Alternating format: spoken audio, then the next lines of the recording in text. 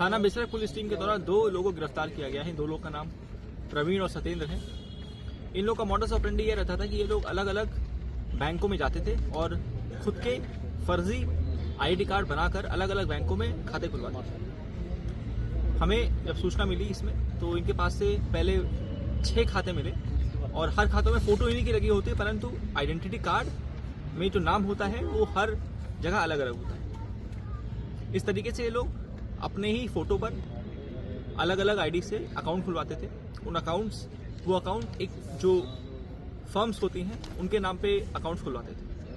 Account खुलवाने के बाद जो जीएसटी का इनपुट टैक्स क्रेडिट है वो इन खातों में, क्योंकि उन फर्म्स का बिल जनरेट होते थे, उस बिल के जनरेट के आगे जब उनमें इनपुट टैक्स क्रेडिट उनमें ट्रांसफर किया जाता था तो उस आईटीसी को प्राप्त करने के लिए, जो कि एक तरह का रिफंड होता है जीएसटी के नाम पर, उस रिफंड को प्राप्त करने के लिए ये लोग इन फर्जी फर्म्स के खाते खुलवाते थे और उसका एक पर्टिकुलर अमाउंट ऑफ कट लेकर ये लोग भाग जाते थे। इनके पास से पहले शुरू में हम लोगों को 6 खाते मिले। जब इसमें आगे छानबीन की गई तो मालूम चला कि इनके पास और इनके द्वारा और इनकी टीम के द्वारा लगभग 86 मोबाइल नंबर्स अलग अलग फोन्स में डाले गए, जिनमें लगभग 85 हमको अलग अलग फर्म्स मिली हैं और वो फर्म्स फर्जी फर्म्स हैं, शेल कंपनी है।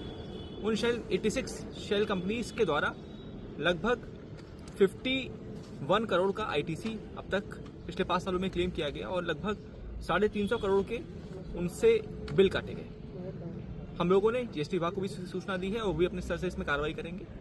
यह लोग एक लार्जर गैंग का हिस्सा हैं, उस गैंग में बिल काटने वाले और जिनको ये इस तरह की फर्जी शेल कंपनियां सप्लाई करते हैं, उनकी भी भविष्य में गिरफ्तारी सुनिश्चित की जाएगी। जो हमें 85 कंपनियां मिली हैं वो अलग अलग राज्यों की हैं। उसमें नॉर्थ इंडिया के कई राज्य हैं, दिल्ली, यूपी सहित नॉर्थ इंडिया कई राज्य हैं और कुछ अलग अलग जोन्स के राज्य भी मौजूद हैं। इसमें हम लोग को जो सूचना दी वो प्रारंभिक सूचना हमको बैंक ने ही दी थी। बैंक के नेटवर्क में जब मालूम चला कि उन्होंने सेम फोटोग्राफ से अलग अलग नामों से जब खाते खुल रहे थे तो बैंक के द्वारा सूचना दी गई। इसके अलावा जीएसटी विभाग को सूचना दी गई है और अगर और भी किसी की संलिप्तता सामने आएगी तो उसके खिलाफ भी कार्रवाई की जाएगी।